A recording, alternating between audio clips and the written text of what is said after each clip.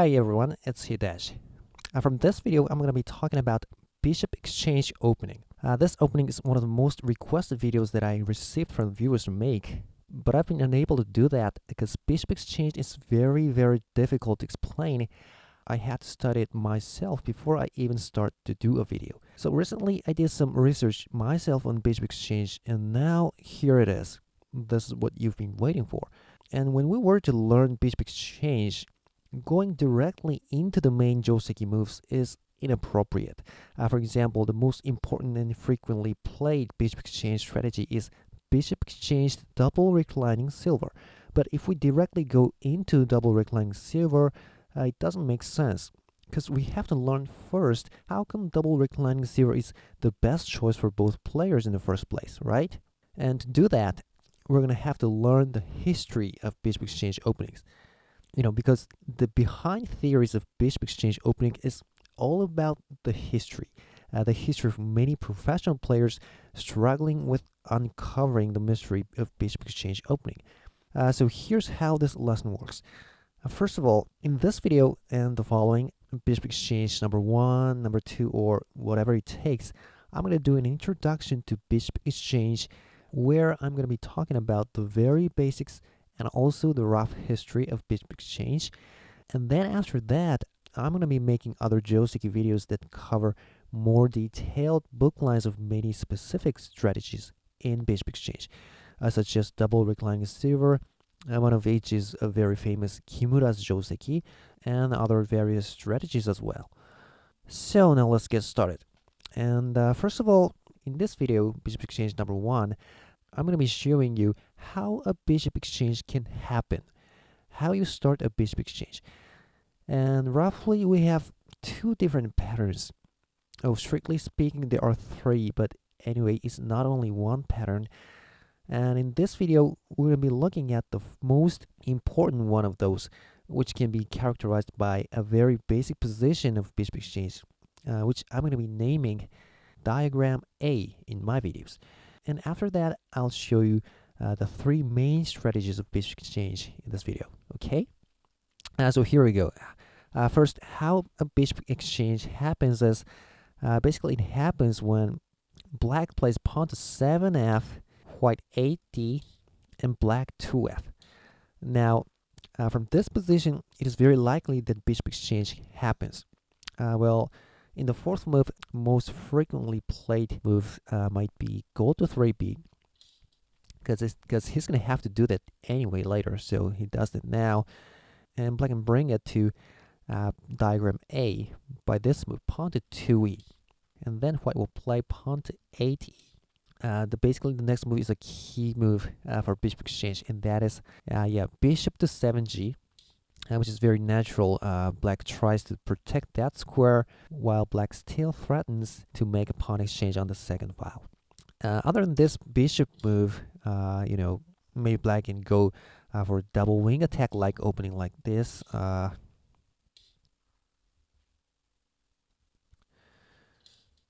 Maybe like that. Or what else? He can move his gold here. So white can go into double wing attack like opening, or maybe side pawn picker. But from this position, it's very natural that black moves the bishop to 7g. So here, now white has to do something about this second file, because 8th file is protected with the bishop, but 2nd file is not. And to do that, what white does here is pawn to 3d. So he can prevent a situation where only black can make the pawn exchange. Because he can just go. However, if he does that, he can make a bishop exchange. And look at this. He has to take it with the knight, so white can break the 8th file too later anyway. And moreover, specifically this position, there's even this bishop drop, I guess. You can take the knight, but he takes the knight. Well, it seems white's better in the first place. So black doesn't go to pawn to 2d. However, what white's trying to do here is he's going to take out this bishop in the next move, forcing black to take with a knight. which means he can make the pawn exchange later. So black's next move would be this, silver to 8h, preparing for that bishop exchange. Oh, other than that, there's another option. Black can block the bishop's diagonal, but then white will protect the second file too with the bishop, so it's nothing. So basically he plays silver to 8h. So from here, the only thing white can do to protect the second file is to make that bishop exchange. Because if he tries to protect the second file too with the bishop, well, I'm not sure what black's gonna do here because this position is very rare. But I guess black can make a bishop exchange anytime. Let's say now, and if he takes with the knight, so black may have a chance to break the second file later. And well, if he takes with the gold, it's not a very good structure. So basically, white doesn't do that. He just makes the bishop exchange. And since black has already prepared for that bishop exchange, he can take it with the silver. So now he can protect there with the silver. And you know, making a bishop exchange is a loss of one turn, right? I hope you know that already. So it's a one-turn loss for white to make this bishop exchange. But it's fine because black has lost one move too here by this bishop move. So black has already used one move for that bishop move. So it's fine for white to make that bishop exchange and lose one move. It's even. No move loss or gain. So after that, now here's the question. How does white prevent this pawn exchange in the second file? And the answer is this, silver to 2b. Well, it's not protecting the second file yet, but this move indirectly protects the second file, the 2d square. Because, let's say you go ahead pawn to 2d, well then, yeah, here's this bishop fork, forking the rook and the pawn.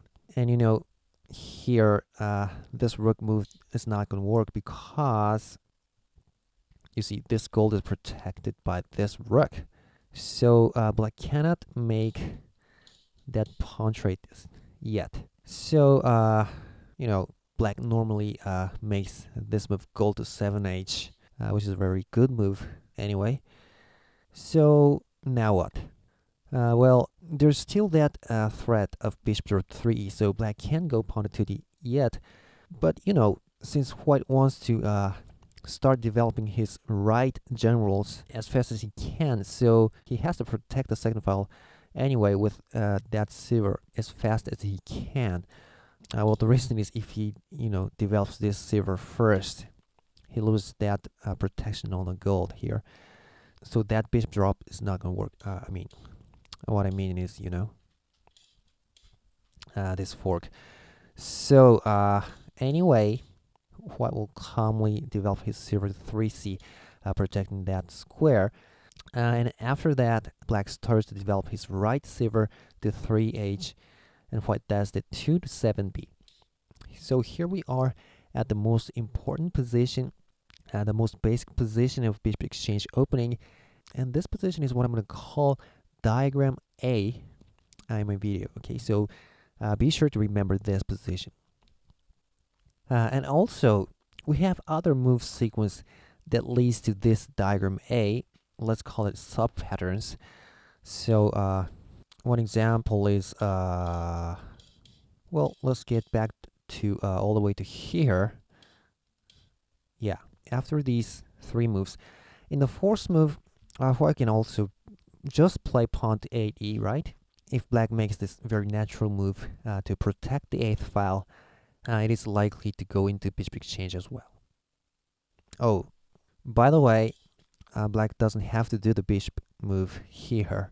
He can also just keep pushing this pawn to 2e, and white will play gold to 3b, and then you can move the bishop to 7g, right? This is another option to lead bishop exchange. And actually, this position is exactly what we've seen earlier, right? Oh, and you know, white has to play gold to 3b here, right? What happens if white goes ahead with pawn to 8f? Well, we've learned this in double wing attack opening video. What's gonna be in a big trouble, right? With a similar line to what we've seen in double wing attack opening video, this pawn drop. So he can't do that. So that's why he has to move the gold here. And well, and other than that, let's get back to this position. And let's say you move the bishop here to 7g. Well, then let's say white opens the bishop's diagonal, trying to take out this bishop, forcing you to move the knight over here and then break the 8th file. So yeah, you prepare for the bishop exchange, and you know, if you stop the bishop's diagonal here, well, this time white can develop his silver to 3b, preparing for this move in order to protect the second file if you push this pawn. And then after that, he pushes this pawn, he moves this bishop, and he'll be able to break the 8th file. So blocking the bishop's diagonal in this sub-pattern is not very good. So yes, black prepares for the bishop exchange with the silver here. So from here, yeah, it's one option for white to make the bishop exchange immediately here, of course. And you can go into the same position as diagram A, or he can wait for one move and move the gold. And let's say you push the second file pawn to here to go into the diagram A. So yeah, this position is what we've already seen. He has to make a bishop exchange now, right? So the rest is the same.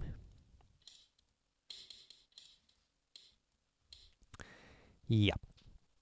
And from here, both players can choose many strategies.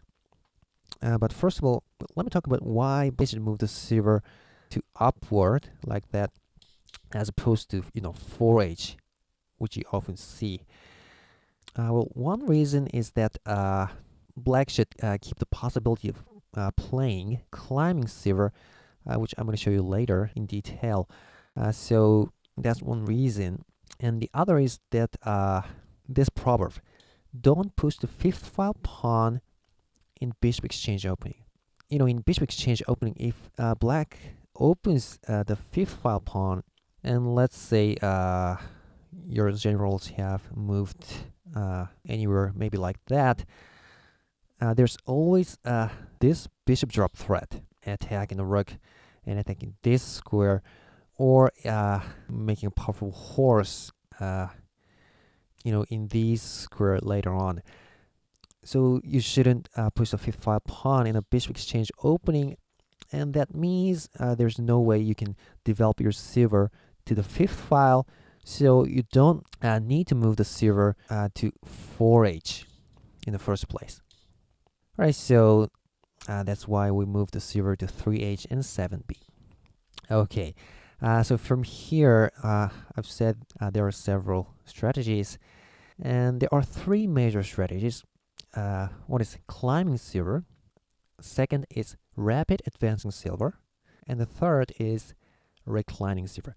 So all named with the word silver, which have everything to do with how the silver moves. And there are also minor strategies as well, but basically there are 3. So let's look at those. First of all, let me show you the climbing silver strategy.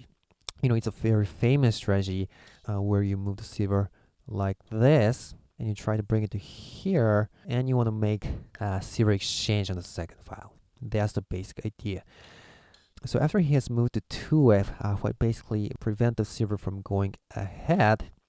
And well, after that, one option is going for this file, trying to make the silver exchange with this route, which is very similar to what you see in rapid advancing silver. But that's not the main idea of climbing silver, because after you see this pawn push to 1d, you push the pawn 2 to 1f, and you even go ahead with the edge attack like this. And don't go with the lance first, it's going to be just stopped. So you go with the silver, and he takes with lance. Well, you lose material, but you have braked the first file.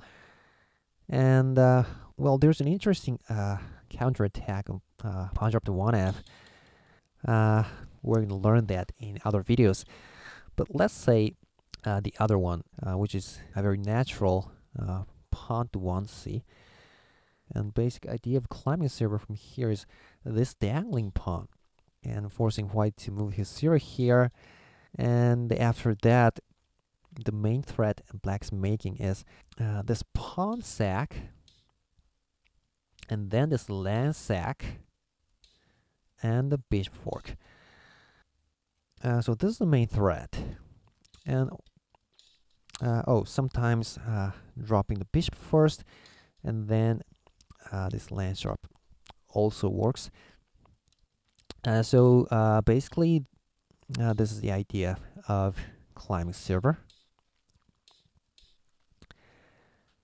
Oh, and now that I have talked about climbing server, if we go back to here at this position where you move the gold to 7h in the moves I've shown you, black has another very tricky move, and that is he moves the silver here to 3h before he even moves the gold. And white has to be very careful how to deal with this, because if he then move his silver to 3c, now black can go ahead for climbing silver without even moving this gold.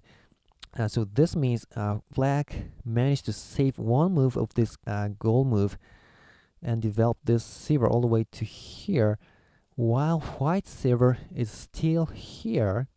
So this is not very good for white. So be careful. And what white should do here is it's pretty interesting. He can actually leave the second file as what it is and move the 0-2 to 7b. Well, but this seems strange, right? Because now the gold has lost this rook's protection. So can't black just go pawn to 2d now? Well, the answer is no, because after this pawn trade, yeah, we know bishop to 3e is not going to work. You're right. However, bishop to 3c, and after the rook runs, pawn 8f, pawn takes, and a pawn drop to 8h, and it's over, right? Very cool. And I guess also making that pawn sack first might also work. You know, you can't take it, right? Because of this bishop fork. So actually, even if the rook's protection is off, you can't go pawn to 2d. So the question is, what if you go with this climbing server now? Well, in this case, it's not very good for black to do that, because if we remember one of my other videos, white's primitive climbing silver against Yaguda opening, we've learned that when you play against climbing silver, sometimes it's a very good idea to retreat your silver that was here to here against a climbing silver, which means giving up this square and shifting the issue point to this square. It's a very good way to deal with climbing silver. But if we see this position, you can see that white is doing that already. I mean, he didn't even bother to lose 2 moves going back and forth.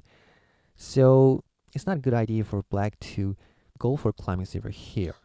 So what he does is, yes, he has to move the gold to 7h.